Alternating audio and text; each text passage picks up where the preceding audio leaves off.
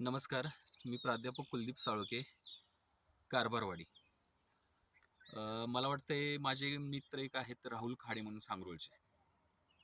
मी त्यांना असं म्हटलं होतं, की ऊसाचं प्रॉपर मार्गदर्शन करणारे असे कोण जर असतील, तर थोडंसं सुचवा असं म्हणून. तर त्यांनी कोग्याचे जे आपले तात्या आहेत, ते तात्यांचं नाव मला सुचवलं.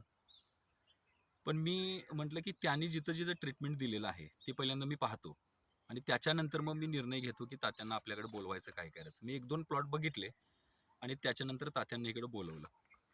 मला वाटते सरी काढल्यानंतर माती परीक्षणानंतर परीक्षणाच्या अनुषंगाने ही सुरुवात झाली. त्यांनी टोटल आपला 50 गुंठ्याचा हा प्लॉट आहे.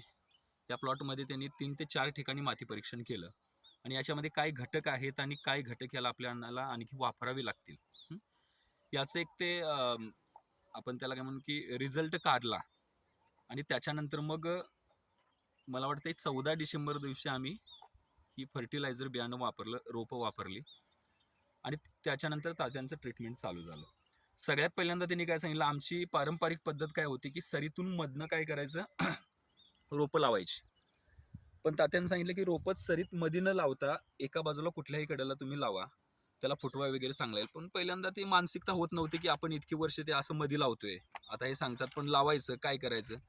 पण एकदा मी सांगतोय ना, तुम्ही लावा आणि त्याचा रिझल्ट बघा म्हटल्यानंतर आम्ही एका बाजूला अशी रोपं सगळी या पद्धतीनं अशी लावलेली आहेत. त्याचा परिणाम असा बघायला मिळाला, एक तर रोपं जास्त खोल बसली नाहीत. दुसरी गोष्ट जर पाणी आतमध्ये जर राहत असेल, तर रोपांच्यावर त्या पाण्याचा जास्त परिणाम काय झाला नाही.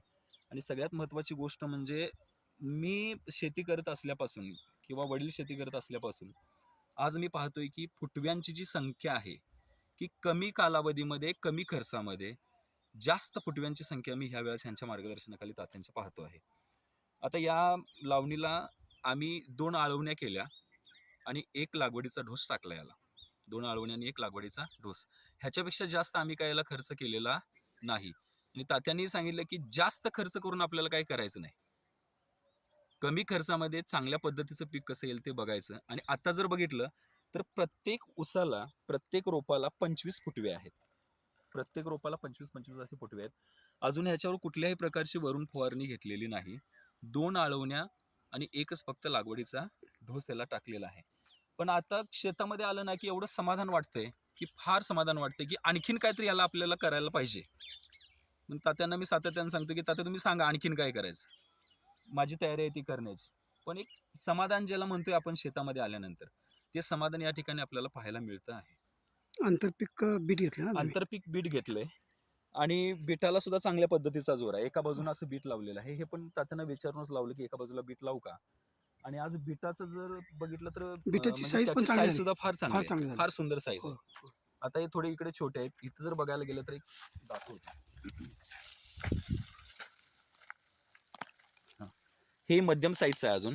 ह्याच्यापेक्षाही मोठ्या साईजची अशी बीट झालेली हो, आहेत हो. बीट आणि चांगलं आता आहे. ते विक्रीला सुद्धा आम्ही चालू केलेलं आहे. या पद्धतीनं आता पूर्ण प्लॉट जर बघितला, तर एकदम असा कोथिंबीरसारखा प्लॉट आहे.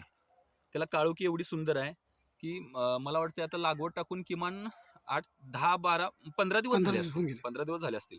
पण त्यांना अजून काळोखी सोडलेली नाही.